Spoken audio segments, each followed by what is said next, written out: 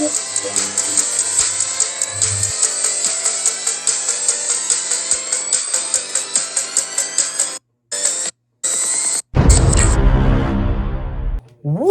is going on, everybody? It is your boy, your man, Stone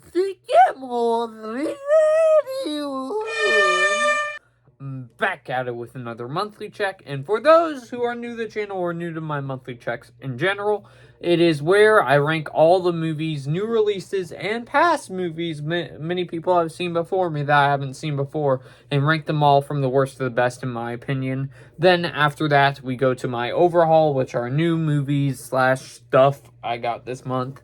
And also, finally, we will show every picture that I drew this month and added to the wall of animation, which I only have one.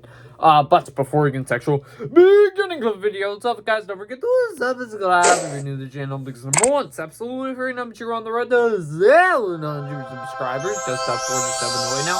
Ooh, it would really help out you, boy, if you did subscribe. And also don't forget to like the video as well, because let me know that you do like my toxic monthly checks, and help with each algorithm, recommend the video more, and maybe let some more people know about the channel, and they can maybe join that toxic. But with that being said, I'm taking a quick drink of water, guys, because I'm going to be talking a lot, because I saw a total of 13 movies this month, which that's quite a lot. And the majority of those movies, I believe, are new releases. So I saw 1, 2, 3, 4, 5, 6, 7, 8, 9 new releases. 9 new releases this month. March is usually crazy anyways. They usually drop all their movies this month. Especially last year they did it too. But with that being said, let's just kick off the list, shall we? So coming in at number 13, this is currently my pick for the worst movie of the year. And that is, if you all saw my review, you would know which one it is. And that is Megamind versus the Doom Syndicate. This movie was utter garbage. The only mixed element, I had no positives for this, by the way. No singular positives about this movie. The only mixed aspect I had was the guy that voiced Megamind had moments where he was decent, but otherwise he wasn't very good. And all the rest of the movie, absolutely trash. It's straight, it's not even, I don't know how to explain this, but the first Megamind did a good job of entertaining both kids and adults. This one's just fully for kids. The animation is utter trash. It looks terrible. The Doom Syndicate plotline could have been funny if the original cast returned, which, spoiler alert, they didn't. They didn't return for this movie, and immediate red flags before this even came out. Like, why wouldn't you hire the original cast? This movie, the little girl that was the social media girl was super annoying. And the Doom Syndicate plot, even though it sounds interesting at first, is executed terribly, and, yeah, I'm kind of going on a rant right now, but I went on a full rant on my review, so if you want to check that out, be sure to check that out. It's on my Toxic Movie TV and Reviews. So, very bad movie, and probably the only movie this month that I have seen that I would give an F. Coming in at number 12, a first-time watch for me, and that is going to be the female-led Ghostbusters from 2016. I never saw this one until now, just because so I could rank the Ghostbusters movies in a not tier list, but in an actual ranking. And yeah, this is the worst Ghostbusters movie. I thought it was painfully unfunny. I think it is definitely miles above Megamind versus Doom Syndicate, but does that mean it's a good movie? No. In my opinion, I don't think it's a good movie. There were moments that I chuckled there, and also I thought Chris Hemsworth was really funny, so it was fun to see him in that role and see a little few Easter eggs from all our past Ghostbusters, but otherwise, again, I thought it was painfully unfunny. CGI was pretty decent for the ghosts, but and the action sequences though were not good, and yeah, this movie did not work for me. I would give it like a D plus. I think it's definitely better than Megamind versus the Doom Syndicate, but yeah, it doesn't mean it's good. I still think it's bad.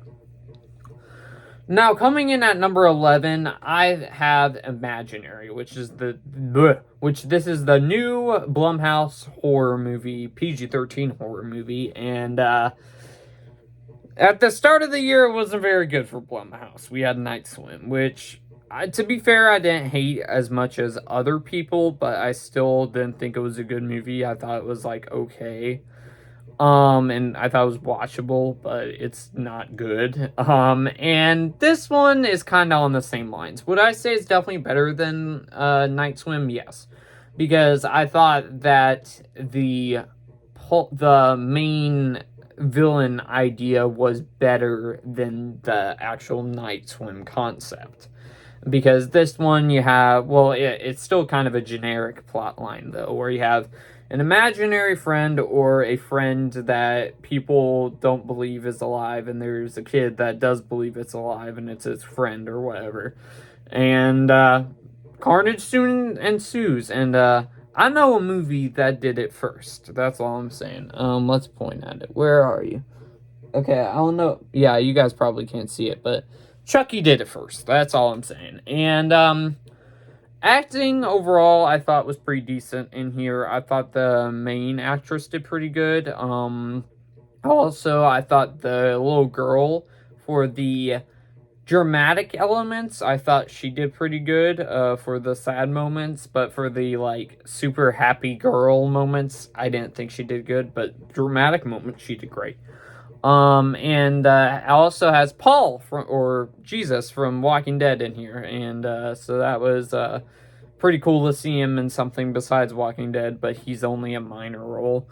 CGI was, I can't remember, because it was probably like one of the first movies I watched this month for new releases. I thought CGI was mixed. Chauncey as a bear was kind of interesting, but yeah, the movie was just meh. It was a meh Blumhouse movie. You saw every single way it was gonna go, and yeah, simple as that. It was meh. It was meh. It wasn't bad, but it was meh. Coming in at number 10, I would say up from here on up, I would say they're either okay / decent or higher. So Spaceman, number 10 Spaceman, which is the new Adam Sandler straight to Netflix movie where he's in space and there's spiders. So at first I thought it was decent. Now I don't know what to think, because it is one of those movies you don't know what to think about because it's really weird. The spider in here is voiced by Paul Dano, and the actual relationship that him and Adam Sandler both have, I think, worked for the movie. I connected with their relationship a little bit, but not a whole entire lot. Adam Sandler does a great performance, another great dramatic performance from him. Paul Dano, of course, does amazing as the spider Hanush. But I will admit, it does drag because it's not really action-centric. It's mostly just very slow and kind of, how to explain this? From what I've heard from the movie that Nefarious, I think that this kind of fits that, where basically this Hanush, the spider, is talking to him about his past and stuff. And there's elements that were entertaining, but there were some moments where it kind of got boring. So, but the movie was overall okay. I wouldn't say it's decent anymore. I'd say it's okay, because it's definitely a weird movie. Now, coming in at number 9, I have Ghostbusters Frozen Empire, which I think is decent. But it was right in the middle of my ranking for the Ghostbusters movie. Spoiler alert if you hadn't seen my ranking. But it was plotted right down the middle. There are aspects which I liked. I thought that the new Frozen theme was an interesting idea to take the franchise, because most of the Other movies went the same direction, really, and didn't add a distinct ghost. The closest we got was probably Ghostbusters 2. I also thought that the acting was pretty good. The comedy was hilarious in this movie. I laughed quite a few times. CGI for the ghost was pretty good. Did I already say that? I don't know if I did. And the relationship between Phoebe? Why did I forget her name? I think it is Phoebe. Yeah, Phoebe. Whatever McKenna Grace's character's name is. I forgot what her character's name was. But she has a little connection with a friend in this movie that I thought worked well. But however, way too many characters in this. There were for the original. This isn't spoilers, by the way, because it is in the trailers. For the original cast, all of them return in here, and all of them I really thought didn't fit, except for Stan's. I thought he was the only one that fit with the story it was telling. Also, I don't know the characters' names because they're not that memorable, but the girl from Afterlife that's kind of Finn Wolfhard's crush in this, she isn't really vital to the storyline. Speaking of Finn Wolfhard, he has completely nothing to do in this movie. I also thought there were kind of a little bit too many subplots going on, and also it took way too long to get to actual Frozen theme, because I think that the Frozen theme actually came in probably about, so it's probably an hour and 45-minute movie, or 2 hours. I would say it probably comes in about an hour and 30 minutes into the movie, and but they did do a good job with the lore with the villain, though, even though it kind of felt anticlimactic, the final act. But still, I thought it was a decent Ghostbusters movie, but kind of this probably isn't my biggest disappointments of the year. Does that mean it's a bad movie? No, I still think it's decent. It's just I was expecting a lot more because the trailers were oh so great. Gotta take a drink of water. All right, coming in at number 8, we have a kind of MonsterVerse movie before the MonsterVerse was like a thing for Universal, but it's Van Helsing with Hugh Jackman. Watched this for the first time, and it's a cheesy movie. It's a lot of fun. Hugh Jackman as Van Helsing does great. The main dude, I don't know what that actor's name is, but he's from Mission Impossible 2. He's kind of the main bad guy from That's Loyal Servant. He does great in here as Dracula. Frankenstein is guilty pleasure because you can kind of go, yeah, he's kind of bad, but he's funny, so you kind of root for him. They try to give this heroic personality to him. You got werewolves in here. That the CGI is probably the biggest negative I have. The CGI doesn't hold up very well at all, but I'd say there were aspects of the CGI that I think were good during some certain times. Let me think here. What the heck is that? I found that on the ground. Okay, I don't know what happened there. Otherwise, yeah, it was solid. And also I don't think I was a fan of the ending, but it is a fun time. So Van Helsing, good. Probably a B+ for me, or a B. Excuse me, excuse me again. Jeez. Coming in at number 7, we have the 4th movie in this franchise, Kung Fu Panda 4, with Jack Black returning, and they're supposedly making a new trilogy out of this, and, I thought this was good. Would I say it's my favorite of the franchise? No. Would I say it's probably one of the weakest out of the franchise? Yes. But it's still a solid movie, I think. I still think it's good. I think I would put for my ranking, I put this above 3. Because I still think 3 is the weakest, but that's still decent too. But this one, I don't know why. I just thought the journey Poe kind of goes on is probably one of the most compelling out of the movies. No, not as compelling as 2 and 1, but it is a pretty good, compelling journey for him. You have Aquafina in here as a new character, with that kind of follows Poe, kind of goes with Poe to the main plot of the story, and she does good in here as the as a voice actor. Even though I was kind of mixed with her character. The villain, even though she's voiced by Angela Bassett, which she does good in, I just didn't think the the villain was probably one of the weakest villains in the franchise. Probably she's a tie with the last villain for Kung Fu Panda 3. Otherwise, can't really think of anything else. I thought it was a fun time. I'd probably give it like a B or B plus. I thought it was still good. So yeah. Coming in at number 6, I have Cabrini, which originally I gave this movie a minus. Probably now I'd give it a B plus because I don't know necessarily if I'm gonna watch this again because it has some pretty dark subject material. But funny story with this one. Originally, when I walked into the movie, I was expecting this movie with Anthony Hopkins, which had been advertised. I didn't know what the movie name was called, so I was telling my mom I want to watch it so I can basically review it.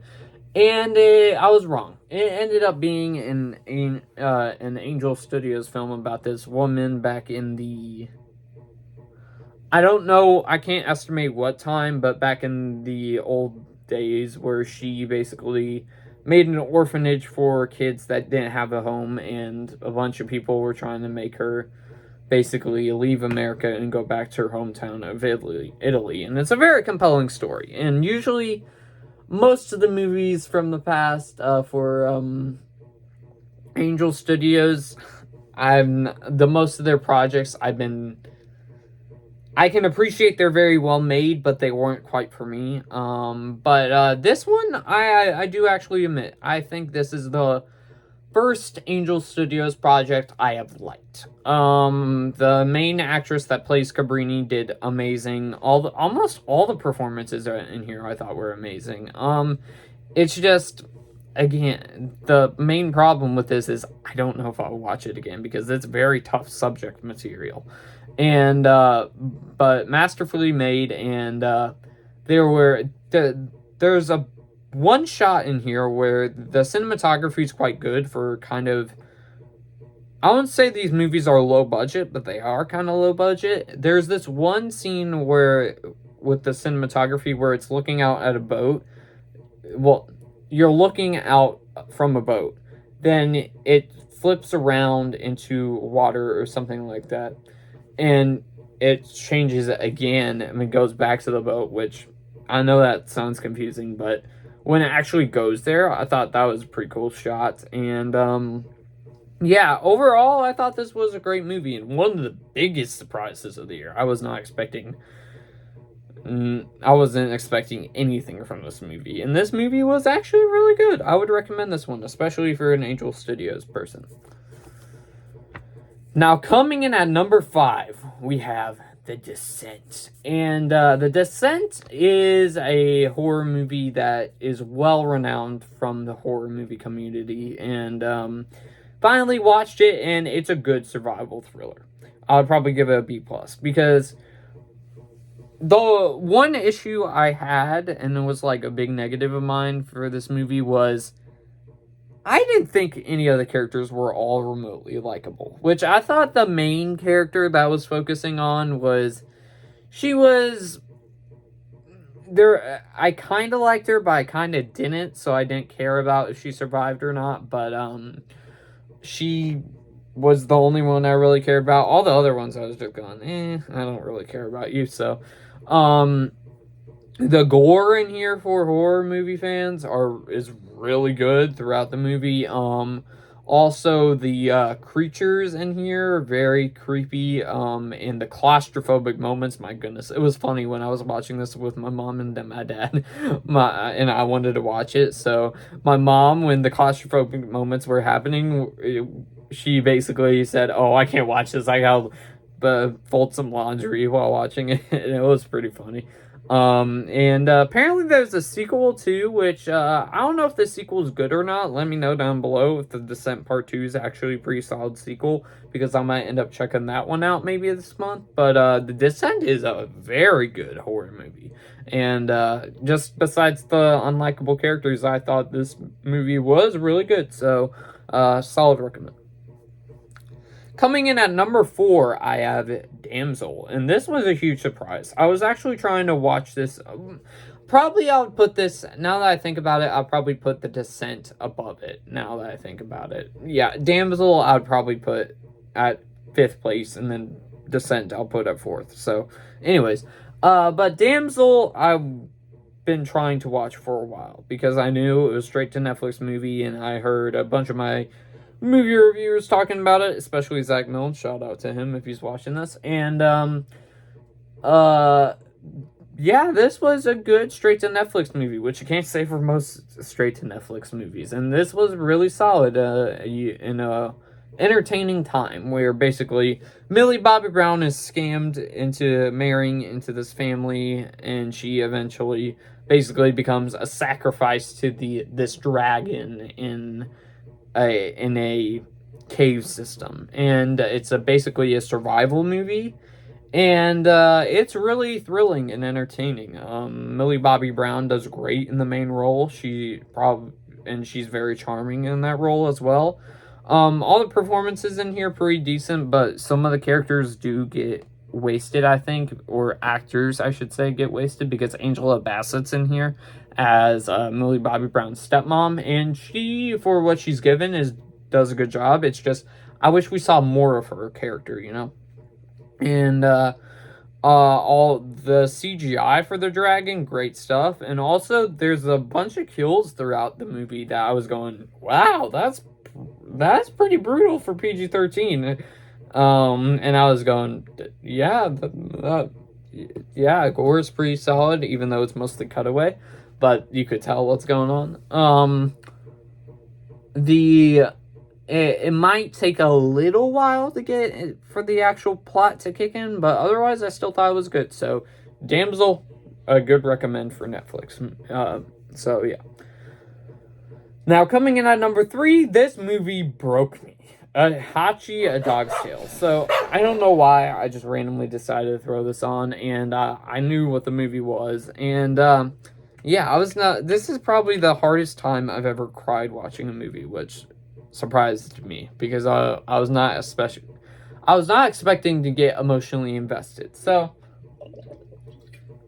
basically, this is based on a true life story, where a dog gets adopted by a dude, and they have a great relationship together, and eventually the owner dies, and the dog basically every single day would end up coming to the middle of a town square just to see his owner, and the owner dies, so the dog is basically stuck there and won't leave until his owner comes back. And it was very heavy stuff. I was not expecting to get so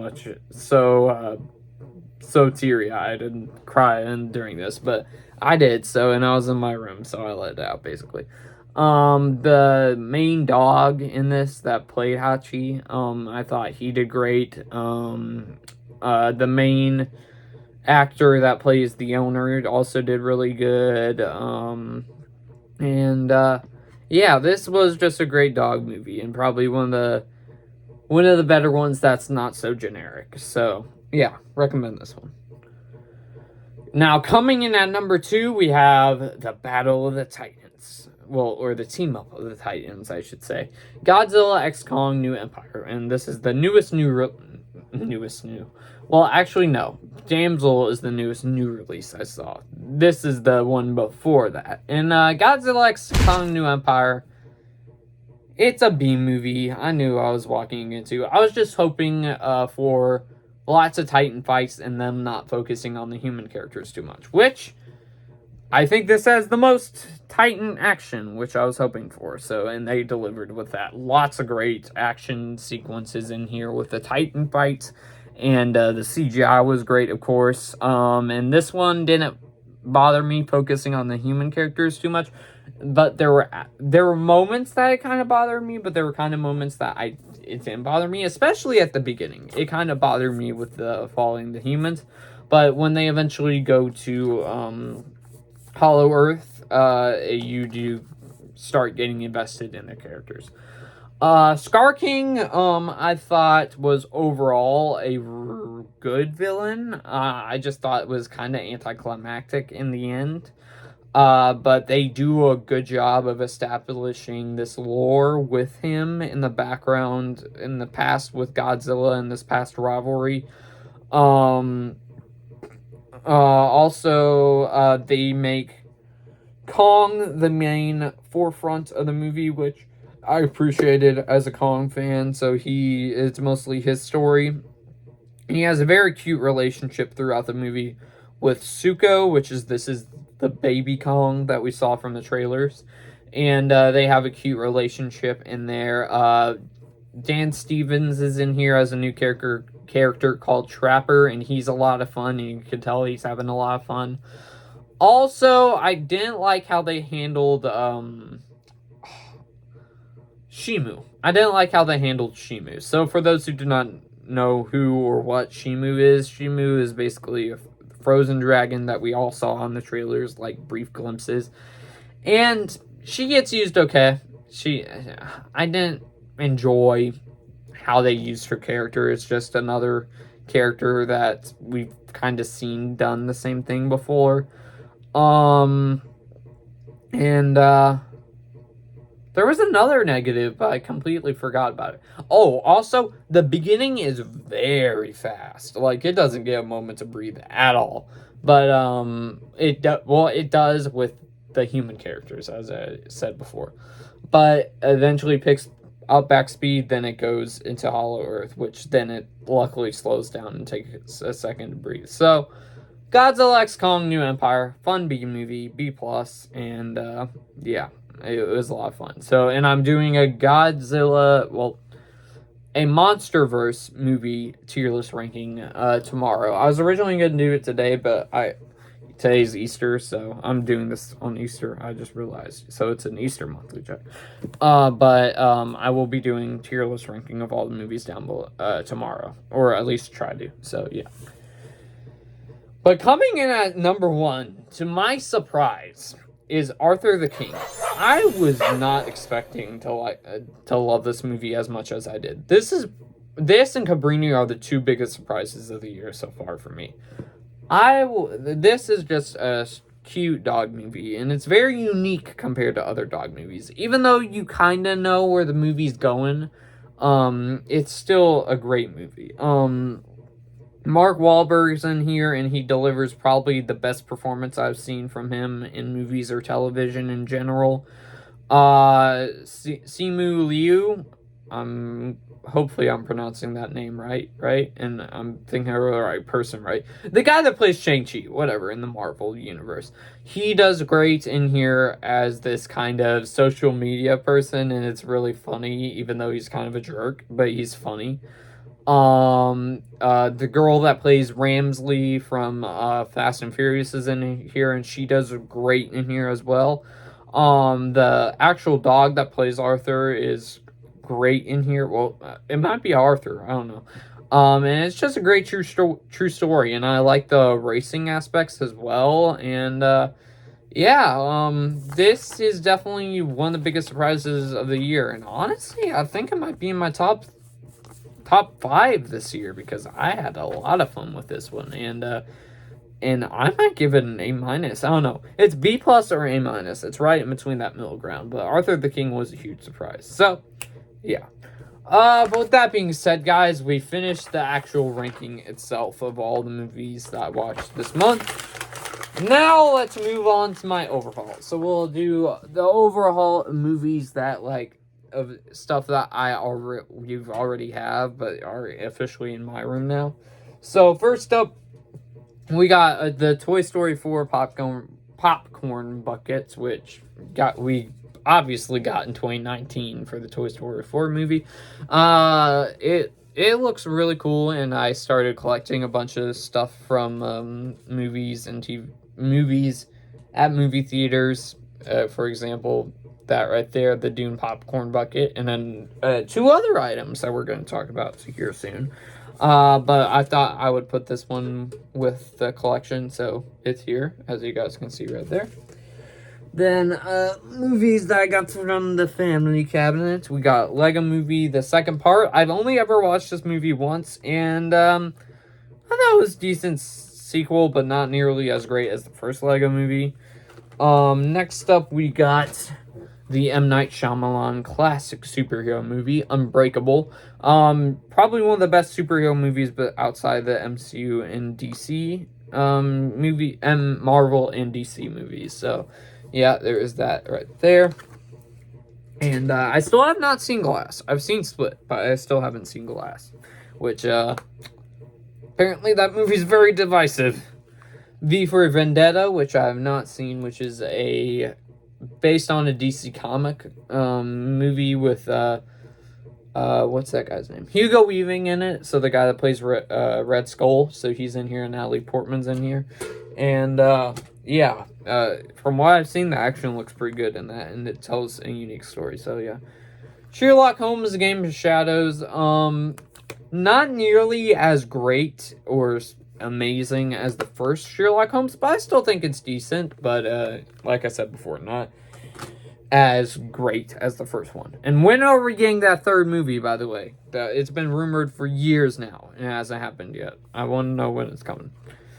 Battleship board game movie. It's watchable, but it's bad. It's watchably bad, and I have a fun time with it. So, The Croods. Big surprise. I actually enjoy this DreamWorks movie a lot. Has a pretty good cast with Ryan Reynolds, Nicolas Cage. I don't know why I forgot his name for a second, because that's a bad sign if you forget Nicolas Cage's name. I think this has Emma Stone in it too, as the main girl or whatever. But it's good. And then finally we have The Lorax, which, can we consider this a movie? Because it's more like a short film. How long? Oh, it is a movie. Hour 27.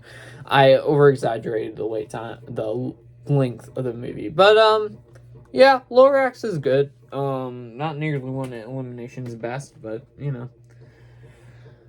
Now we got stuff that I got for this month for my overhaul. So, let's go in order, shall we? Alright. I gotta bring all this stuff here. Well, we'll do stuff that isn't movie and TV show related first, and then we'll do others. Then we'll do the movie and TV shows. I'm sorry, y'all. I have a headache, so I'm doing this video while having a headache. So, and my mind's all over the place, so don't mind that. So first up, we have. Focus. Okay, so for those who cannot read it, it's somehow heartbreak feels good in a place like this. So this is part of the AMC, what do you call it? Like the AMC introduction to the theaters or something like that. I don't know what you would necessarily call it. And, for those who do not know, I hate that advertisement. I think it's super annoying. And on National Sons Day, my mom and dad got me something. I was going, okay, what are you getting me? And they got me this. So basically, messed with me. And yeah, I have it now. And it makes it even more cringeworthy because it has the most cringeworthy line in that whole entire introduction to AMC theaters, somehow Heartbreak feels good in a place like this. It's just, yeah. Luckily, they did trim the intro into AMC theaters though with her in it. So, there's that. So, yeah, got that as a joke. So, yeah. Then we got something probably the most recent item that, well, no, because today is Easter, so I got two stuff. But we got, if you guys have been following my Instagram, you saw this, and it is the Scar King cup with Scar King on top, which Scar King I do think is a cool looking villain and does have a good lore. It's just anticlimactic in the third act. But the movie Godzilla X Kong New Empire. But yeah, I think the detail on the cup's really good, cool. But for the actual figure though, I feel like they made him too red. I feel like they should have made him a little bit similar to this, you know, because that's more dark red and it needs to be more lighter like it is on the cup. So but yeah, I do think it's cool though. So, and I could have got the Godzilla and Kong with it, but I decided just to get this one. So then we also got this was for Ghostbusters, the Ghostbusters Slurpee the Stay Puft Marshmallow Man. If you saw my Ghostbusters ranking, this dude was in the background. And he might have been in the Ghostbusters Frozen Empire review too, I forgot. But you have this face of him, and then you can also use that face too, where he's just innocent. So, yeah, I probably will never be drinking anything out of this, but here we are.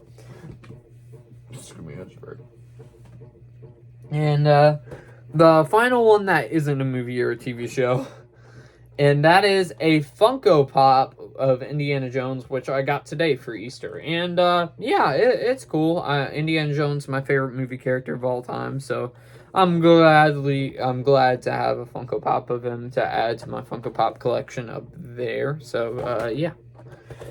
Now we move on to the physical media, so movies and TV shows. So first one we got was, well, at Walmart. So basically,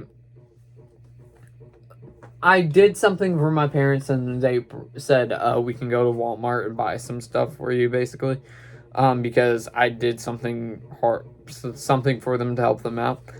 And I'm not spoiled, by the way. I know what y'all said. But I got a bunch of different things together. So I got the Dragon Ball Z collection, seasons 1 through 3. And this was actually pretty cheap. It was like $30, I think, something like that. And Dragon Ball Z I never watched before, and I actually have started watching the show, if you couldn't tell, because there's plastic off of it. But I think it's good, but it might be like my least favorite anime I've watched so far. It's just, I finished the first season all the way through, but it's just, there's a lot of filler episodes throughout the series, and where basically they end up going to this one spot, and basically, I'm specifically talking about, well, and plus the show's been out since the 90s, so I can pretty much talk spoilers. But if you guys don't want to hear spoilers, probably like fast forward a little bit until I show something else. But when they go to the actual Nappa and Vegeta fight, when they eventually come down from space, it's so drawn out in filler episodes, where basically one episode is just because they're both basically waiting for Goku. And it's just filler because we're waiting for Goku. And the first episode is just them basically waiting for Goku to show up. Next 2 episodes are them just basically fighting Krillin, Piccolo, and Gohan. Then Goku eventually comes down, and then there's a full-on episode of him facing Nappa. Then that ends, and he kills Nappa. Then it's eventually Vegeta. Vegeta's just by himself, and Vegeta takes them all on. And it's just 3 episodes of that straight, where he's just fighting them repeatedly. And it just gets so repetitive, and a bunch of filler episodes. I'm just going, come on! And when Vegeta, at the end of the season, basically just got let go and basically survived, I kind of groaned because I was going, oh my gosh, we're going to get more filler episodes of them fighting, aren't we? So, good show, but they need to learn about not stretching their plots too much in their episodes. So, and haven't started season 2 or season 3 yet, which I will start season 2 soon, probably this week. But hopefully they have no more filler episodes like they did in the first season. But still, a good show, as I said before.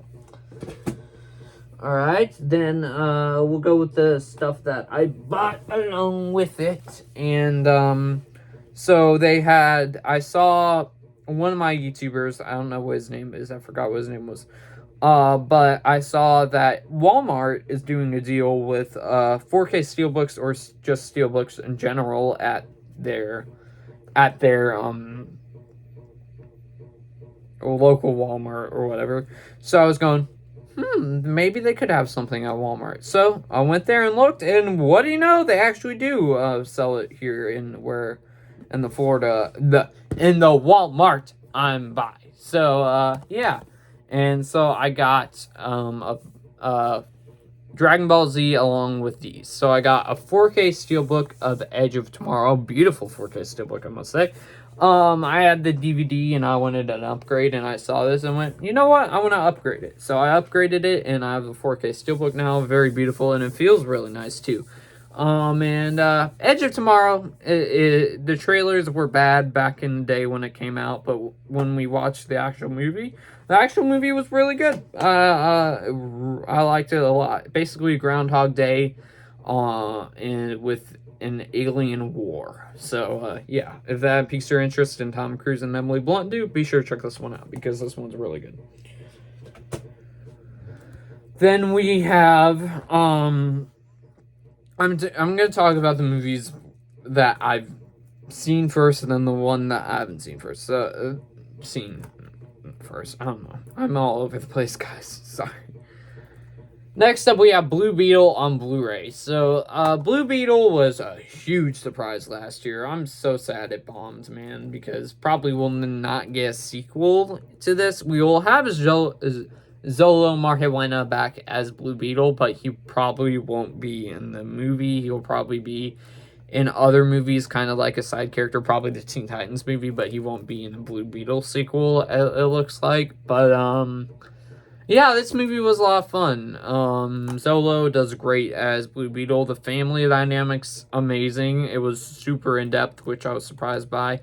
Comedy was pretty funny. CGI for Blue Beetle was actually pretty good, surprisingly, because Flash CGI was pretty bad, and I was going, hopefully they don't do that with Blue Beetle, and the CGI for Blue Beetle was pretty good.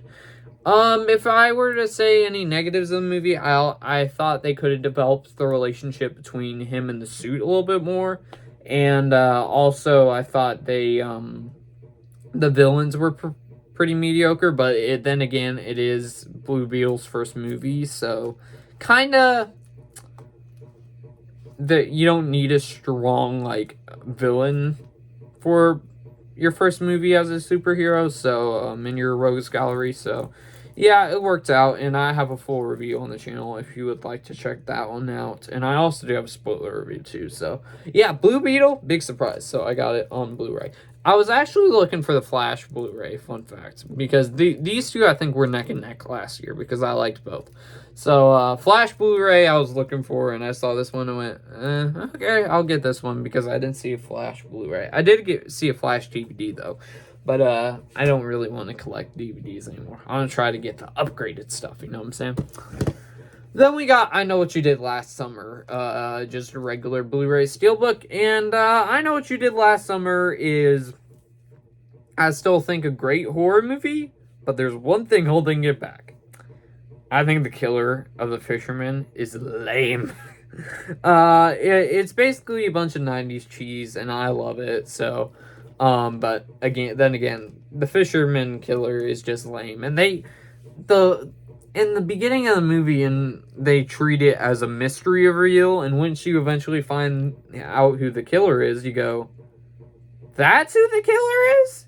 This man hasn't been in the movie the whole entire time, and you just basically, specifically making a random person? Really? You could have done that as a shock reveal? Apparently, guess not. So, yeah. I know what you did last summer. Good, but killer lame. And then, also the final one that I got from the Walmart, is, the 4K Steelbook of Little Monsters, which I have never seen before. So let me, guys, let me know down in the comments. Is, Little Monsters good? Yeah, let me know down there. And then the final one, this is what I got along with the Indiana Jones Funko Pop and a bunch of candy. And is the 4K Steelbook of... I don't know which way... This is tripping me out because I don't know which way it's supposed to go because stickers... I don't know. I think it's supposed to go like this. We got the Cliffhanger 4K Steelbook. And for those who do not know what Cliffhanger is an action movie where... Well, actually, I haven't seen the movie, so... But let me know if Cliffhanger is good down in the comment section below, but, from what I've heard, it's like a Die Hard ripoff, but in the mountains, and, has Sylvester Stallone in it, so, yeah, there's that. But with that being said, we have one more thing, and that is a picture on the ceiling. So, why not? Why not, show the one picture I drew this this monthly check, then I'll end things today because I have a big headache. Yeah. So like I said before, I only have one picture and it's of Happy Feet. I just randomly drew it, that's all. But with that being said, guys, I hope y'all enjoyed this March 2024 monthly check. I'm completely losing track of the months. But with that being said, guys, do feel free to comment your monthly checks down below, and I'll see y'all next one, everybody.